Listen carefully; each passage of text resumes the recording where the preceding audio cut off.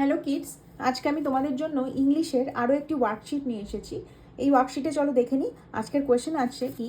আজকের কোয়েশ্চেন আছে দেখো, অর্ডিনালস। অর্ডিনালস ফিল ইন দ্য ব্ল্যাঙ্কস। অর্ডিনালস মানে অর্ডারে থাকতে হবে, মানে এই যে দেখো ফার্স্টের কোশ্চেনটা আমি করে দেখাচ্ছি। R is the dash letter in girl.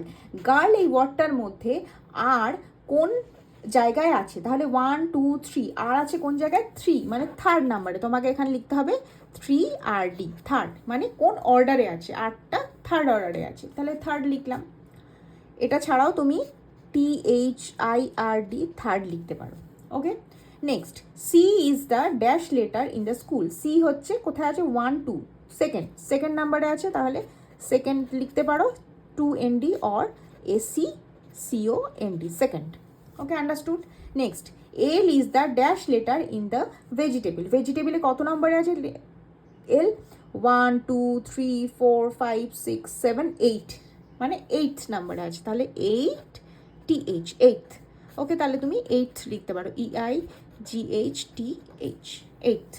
Okay, next, Y is the dash letter in the grocery. তাহলে গ্রসারিতে ওয়াই কত নম্বরে আছে আমি গুনি, 1 2 3 4 5 6 7, তাহলে এটা হবে 7th। এখানে 7th লেখো, SEVENTH। তাহলে অর্ডিনালসটা বোঝা গেল। তোমরা কিন্তু এগুলো প্র্যাকটিস করবে বাড়িতে। আর কি কি ধরনের ওয়ার্কশিট তোমরা দেখতে চাও, কোন কোন সাবজেক্টের ওপরে দেখতে চাও, সেটা আমাকে কমেন্টের মাধ্যমে লিখে জানাবে। চ্যানেলটাকে সাবস্ক্রাইব করে দেবে, ভিডিওটাকে লাইক করে দেবে, শেয়ার করে দেবে। ওকে, বাই ফর নাও।